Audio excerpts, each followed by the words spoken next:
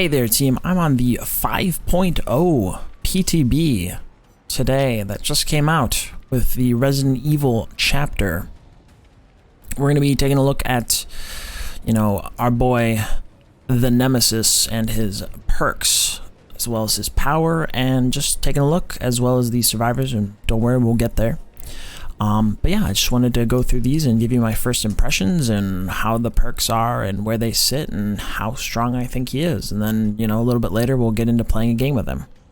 So first perk up, we've got Lethal Pursuer.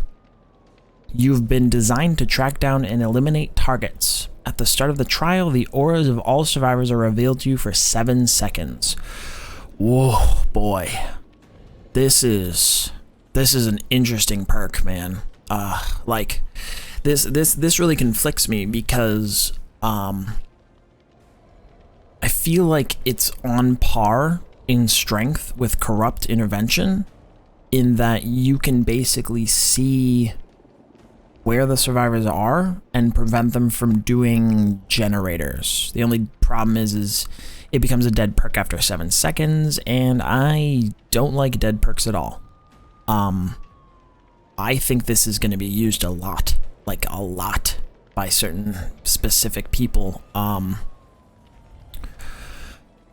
Like people who want to get into a chase quickly, like nurses, huntresses, blights. I don't know. Pick a killer, shape, hillbilly, wraith. Like any stealth killer is gonna want, the ghost face is gonna get amazing use out of this. Anybody who wants to start a chase as soon as humanly possible is going to absolutely love this perk.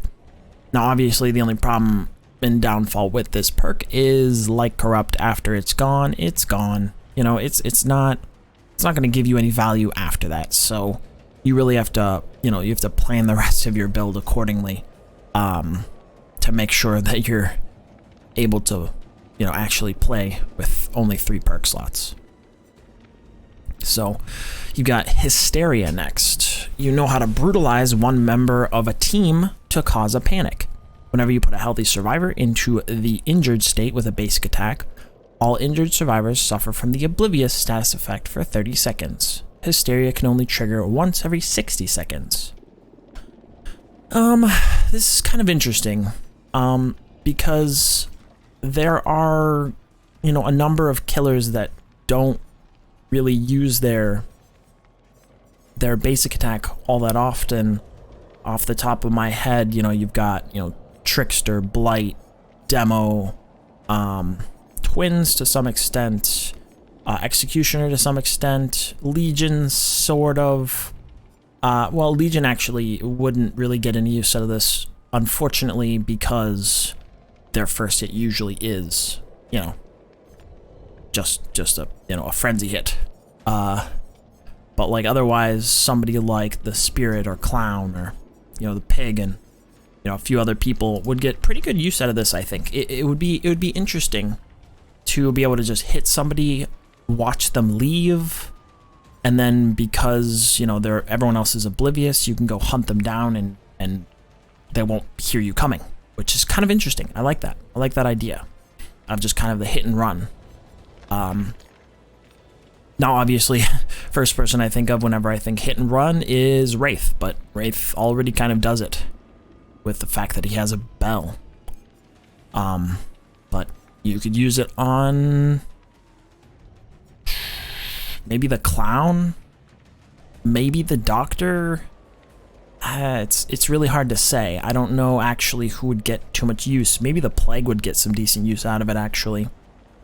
Only problem is if you're using the Plague like the Plague is supposed to be used, you're not really going to get too much use because you're just vomiting on everyone all the time.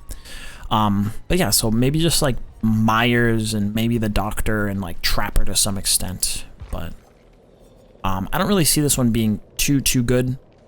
Maybe in like some niche builds here and there. I don't think it's useless, however, so I think it might get some decent use here and there. And the last one is Eruption. I think Eruption is going to be the most interesting out of all of his perks. So it's an NE alpha parasite, provides you with the intelligence and awareness needed to set a trap. After kicking a generator, its aura is highlighted in yellow. When you put a survivor in the dying state with a basic attack, every affected generator explodes, regressing their progress by 6% and causing their auras to disappear. Any survivor repairing a generator when it explodes will scream and suffer from the incapacitated status effect for 14 seconds. Eruption has a cooldown of 90 seconds.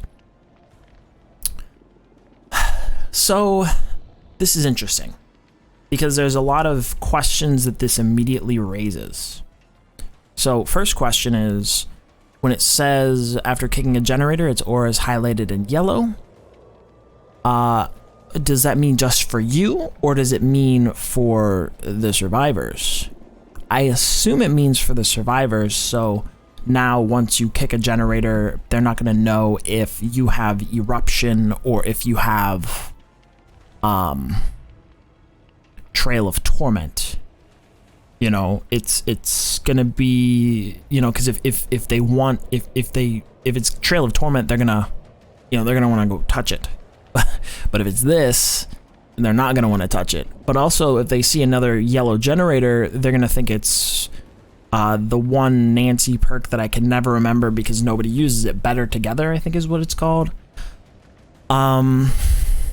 So yeah, it's you could sort of use that to your advantage. However, nobody else really uses any of those other perks that, you know, cause the yellow gens. So they'll probably know. Anyway. And then the second question is 90 seconds. So if I go and I kick 3 generators and then I down somebody, does it go on cooldown, or do I kick 1 and it goes on cooldown? I assume, just from the way this reads, that I could go kick 7 generators out of 7 and then down somebody, and then it would do the 6% regression plus the incapacitation. And then it would go on cooldown for 90 seconds. This kind of puts it on par with Surge in a weird way. Surge gives 8% in a small meter radius, but it has, like, you know, less than half the the cooldown. So I don't know. It's kind of an interesting dynamic. I guess you could technically use them together. The only problem is obviously this causes all generators to instantly to explode and begin regressing. This requires a kick. I don't know. This I think that Eruption has a lot of potential to do stuff. I can foresee you putting this on somebody like maybe a hag or a trapper, or somebody else that really likes 3 gens. Hag and trapper really come to mind. Just due to their trapping potential. And then you just constantly going around kicking the generator, and once you get it down, you know, you can further lock down your 3 gen. Or even 4 gen if they're, you know, close enough. But otherwise, I don't know how well this is gonna work outside of some very specific builds.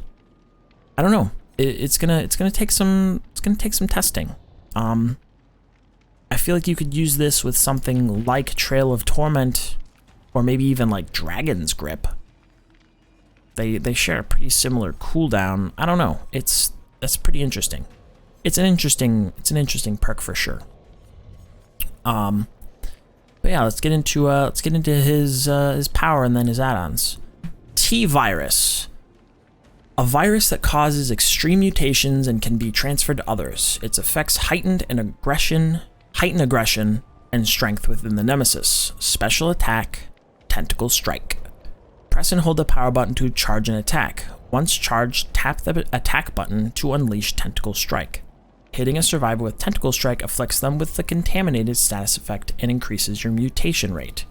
If a survivor is already contaminated, Tentacle Strike damages their health. Survivors can cure contamination by using a vaccine found in supply cases on themselves or other survivors. The amount of vaccines is limited. After using a vaccine, the survivor's location will be revealed by a killer instinct. Mutation rate. Your power expands as your mutation rate grows. At mutation rate 2, Tentacle Strike can destroy pallets and breakable walls. At mutation rate 3, Tentacle Strike's range increases. The T-Virus icon displays the current level of mutation rate. Then you get a special enemy zombies. When a zombie attacks a survivor, they inflict them with the contaminated effect. If the survivor is already contaminated, their health will be damaged.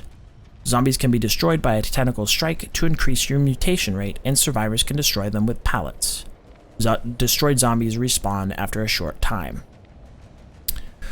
Okay, so first impression with this is you're gonna want to spread your contamination similar to the way that Plague does.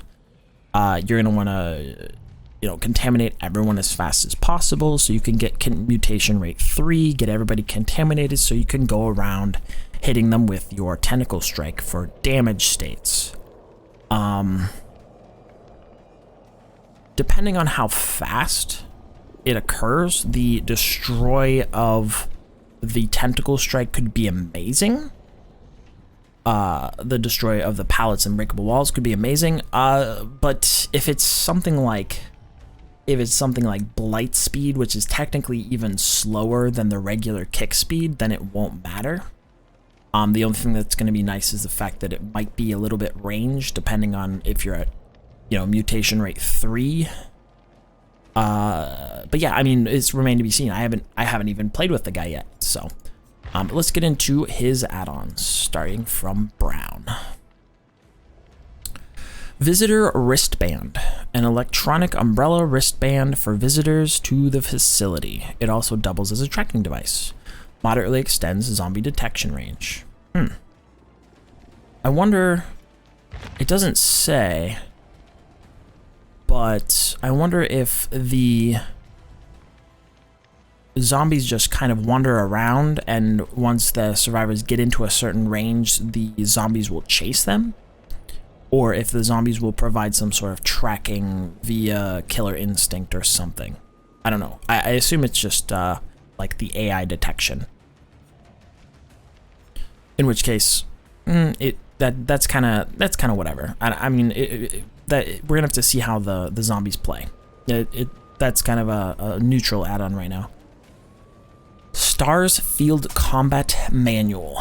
A manual compiled STARS close range combat knowledge. Of compiled STARS close range combat knowledge, edited by Chris Redfield. Zombies' auras turn yellow for 6 seconds after hitting a survivor. Depending on how easily zombies are avoidable, this might be really good or really terrible. Because if the zombies are avoidable or destroyable very easily by survivors, or even moderately easily, or there's a way you can do it, you just need to learn how to do it, then any good survivor is going to render this add-on completely worthless. You won't get any value from it. But if it's difficult or you won't be able to avoid them at all without dropping a pallet or something like that, then this is actually going to be like pretty good. So yeah, let's keep an eye on that. Damaged syringe, medical equipment that fared poorly during the chaos that overwhelmed Raccoon City. Moderately increases the time it takes survivors to inject the vaccine. Slightly increases the length of Killer Instinct effect time when survivors use the vaccine. Okay, I mean that's just basic number stuff. Depending on how quote unquote limited the vaccine is, this could be good, or it could be completely worthless because it's limited and you don't care that they're actually cleansing your virus because you're just gonna infect them again. Yeah, whatever. Brian's intestines. I really thought that was brains for a second. The small intestine of Brian Irons, chief of the RPD. It's an appetizing sight for zombies. And slightly increases the zombie movement speed. Again, depending on the tracking of the zombies and how the AI works, this could be really good or pretty much worthless. We'll see. Zombie Heart. the heart of an eviscerated zombie. It's considered hazardous waste as it's certainly teeming with viruses. Increases the mutation rate when destroying zombies with tentacle strike. Okay. A numbers thing, but you know, like plagues infection rate on survivors, this could just be really good for you. Mikhail's eye. While little was left of Mikhail, his left eyeball survived the blast that killed him. It remains a tasty treat for zombies. I know nothing about Resident Evil. I guess I should have said that in the beginning, but I don't know who Mikhail is or was, but apparently he's just an eye now. So, moderately increases zombie movement speed. Again, same as the other one. It could be good, could be bad. Don't know yet. We'll see. The fact that there are two of them kind of gives me hope for like some sort of like zombie meme build or something, but we'll see. Marvin's blood. The contaminated blood of a Raccoon City police officer. Moderately increases a mutation rate when hitting survivors with tentacle strike. Okay, same as before, just a little bit more. Adrenaline injector, a hormone that heightens senses and prepares the body to fight. Considerably increases length of killer instinct effect time when survivors use vaccine. And I feel like that's probably neglectable. I mean, killer instinct is nice and all, but it's not an exact way to track somebody. You don't really know how far away they are, so this could be like pretty bad, honestly. Admin wristband, an electronic umbrella wristband for administrators of the facility. While allowing access to secure areas, it also doubles as a tracking device. Considerably extends zombie detection range. Okay. Yeah, I mean, same as the brown one, just a little bit more. Tyrant Gore, a damage sample from the T-002 Tyrant that died in combat. There are signs of severe burns. Moderately increases the mutation rate when destroying zombies with tentacle strike. Moderately decreases zombie respawn time. Okay. So more zombies and more mutation rate. Kind of okay. Kind of good. We'll see. T-virus sample. A sample of the T-virus developed by the Umbrella Corporation. It causes extreme mutations and brain damage in its subjects. Okay.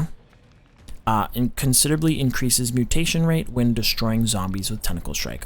There seems to be a lot of stuff involving zombies here, like a lot. I'm really hoping for more power stuff when it comes to these higher level add-ons. A hormone that slightly relaxes the user for when stealth is required. Gain the undetectable status effect for 15 seconds when a zombie is destroyed. Okay, that could make for something interesting. It could be completely useless if you're in a chase when that happens, but, you know, otherwise, that might be nice. Just randomly getting 15 seconds of undetectable. I think that's on par with Tinkerer. Let's see here. Where is Tinkerer? S. How do you spell the alphabet? There it is. Yeah, 16 seconds. So it's, you know, it's on par with a Tinkerer proc. So that actually could be quite good. The tangled remnants of a plant infected with the T-virus. It killed one of the researchers who developed it. Considerably increases time for survivors to open supply cases. I mean, double that with you know, the damaged syringe, and you're just making it rough for them, for the survivors who need to vaccine. Liquor tongue. I don't know a lot about a Resident Evil, but I heard a lot of people talking about the liquor. A sticky prehensile tongue that easily wraps around anything it touches. Moderately increases the amount of time survivors are hindered after being contaminated. Wait a minute. Did this say anything about hindered? This never said anything about being hindered when they're contaminated. When you contaminate somebody, does it hinder them, or is that only with this add-on? That's gonna have to be something we check, because that's kind of a big omission if they by default get, you know, hindered. Like that's that's a slow. That's a considerable slow. So, yeah, I don't know. We'll see. The NEA parasites, which I think it's supposed to be alpha, but, you know, whatever. Here we are. A parasite used in the development of the Nemesis T-types. It's capable of hijacking its host's brain. When receiving the contamination effect, a survivor suffers from oblivious status effect for 60 seconds. Huh. Interesting. Like, with that, you could, like, whip somebody and then, like, let them go, and they never know if you're coming back to find them again. That's kind of interesting. It kind of feels like if you're like whipping somebody, you might as well, like, just chase them down and kill them. But, you know, we'll see. We'll see how he plays. You might just, like, he might be a you know, a hit and run killer. So this might be cool. Jill's sandwich, tragically squished and dripping with blood from a recent battle. Despite that, it has a delicious aroma that can't be missed. Reveals a survivor's aura for 12 seconds after they unlock a supply case. Interesting. Yeah, very interesting. Just because they opened a case and took a vaccine doesn't mean that they're actually using it right there. But because of this, you might actually know that they are, and you can go stop them or something. So that's actually really strong. I think this is actually incredibly strong. Keep an eye on that one for sure. Depleted ink ribbon. Who will save them now? There's something about this ink ribbon being dry that energizes zombies. I assume this is something. I don't know what it is, but I assume there's some lore behind this. Considerably decreases zombie respawn time. It moderately increases zombie movement speed. When 5 generators are repaired, any destroyed zombies respawn in an exit area. Oh my god. Oh man. This this sounds like just fun. Like, I don't like, it does some other stuff, but the fact that it respawns them in an exit area, that just seems goofy. Like, that could actually be potentially really strong too, because if there are enough of them, it could body block people from getting out effectively, or even down them if they're contaminated. Huh. Yeah, that could actually be pretty interesting. A broken recovery coin. A coin depicting a bird framed by a laurel wreath. It's broken in half. Removes 1 supply case from the trial. Just straight up removes it. Oof. That's rough. If it's really as limited as it says, and this apparently omits things, so, I mean, we'll see how limited it truly is. Removing even more can be very strong. And now, for the famous iridescent add-ons that could be either complete dog shit or amazing. Shattered Stars Badge, a symbol of hope for Raccoon City utterly destroyed. Tremendously increases zombie movement speed for 30 seconds after a generator is repaired. Yeah, alright. I mean, I guess we'll have to see if they're even any good. The zombies, if they're good, then this could be terrifying, but we'll see. Iridescent Umbrella Badge, a glass-like badge molded from the fog itself. It represents a corporation that pushed far beyond ethical and humane science. Survivors are inflicted with the exposed status effect for 12 seconds when using a vaccine. Oh. Huh.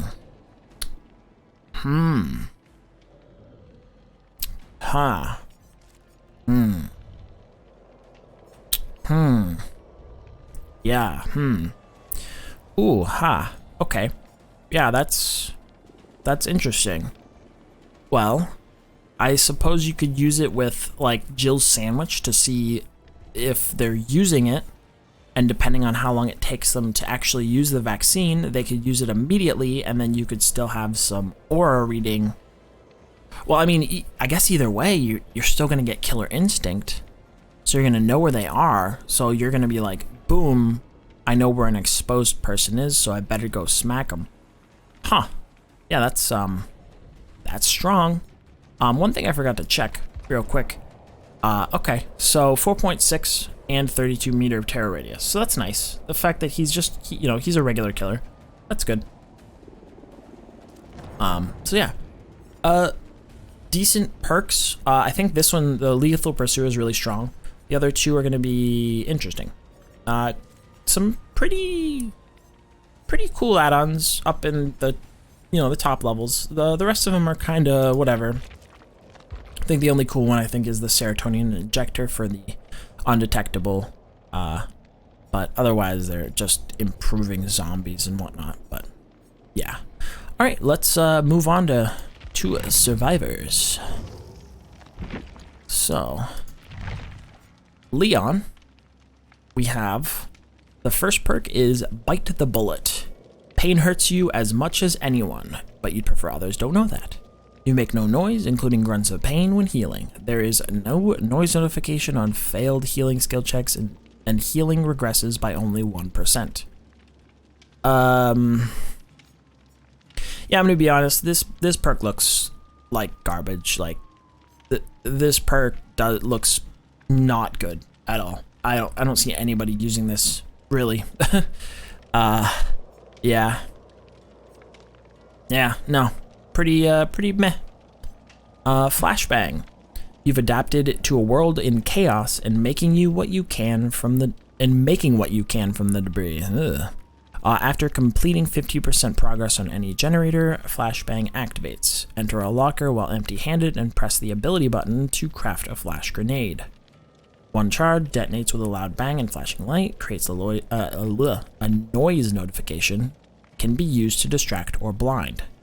You leave the flash grenade behind when escaping the trial. So, like a huge meme perk, basically. Now, obviously, you could actually use this pretty well if the killer has no idea you have it. Now, obviously, like, if I'm a killer for a while, I'm going to assume that every Leon Kennedy is going to have one of these, but, you know, give it a couple of months and people are going to forget about this. Also, as my brother pointed out, use it with quick and quiet and head on, and, you know, you pop out of a locker, throw the flashbang, and like blind them directly after you stun them, and then just leave. Like that could be hilarious. But yeah, Rookie Spirit. You keep a careful eye on objectives when they're slipping away. Complete 3 good or great skill checks while repairing generators to activate Rookie Spirit for the remainder of the trial. Once active, you can see the aura of regressing generators. This is really good. But like in the way that Kindred is really good. I think that like Rookie Spirit on top of Kindred here, like Rookie Spirit and Kindred are perks that I would take into solo queue like every day, 'cause they fill in information gaps that like a Survive with Friends voice chat would normally give you. It's like, oh, you know, I'm in the house and I just got chased off a gen that was like 80%, but he chased me off the generator and I think he kicked it. Okay, well, with Rookie Spirit, I just know that. That's pretty cool. Now, will the top players in competitive DBD gameplay use this? No. Will survivors that know exactly what they're doing and are playing with their friends or otherwise use this? Probably not. But should, you know, red rank to whoever above that just playing solo queue use this? Yeah, probably. They should. You know, it'll give them the information they need to succeed. So, yeah, I think this is a wonderful addition to the game. Overall, I think Leon's perks are good. I mean, Bite the Bullet's terrible. Flashbang has amazing meme potential, and we love that in this game, and Rookie Spirit is quite good. So, yeah, good additions to the game so far. So, Jill Valentine, outside of being prime simp material for all of you degenerates out there. Anyway, Counterforce. You know how to withstand an enemy stronger than you, and it starts hunting down and knocking out their support. You cleanse totems 20% faster. After cleansing a totem, you see the aura of the furthest totem from you for 4 seconds, and you gain an additional 20% stackable speed bonus to cleansing totems for the remainder of the trial. So basically, Detective's Hunch, Small Game, and any other like perk that will, you know, find bones is worthless. This is like a built-in map, basically. Let's see. Starts with 3 objects automatically tracked. Unlocks the ability to track objectives, blah, blah, blah. I'm sure there's a way to find...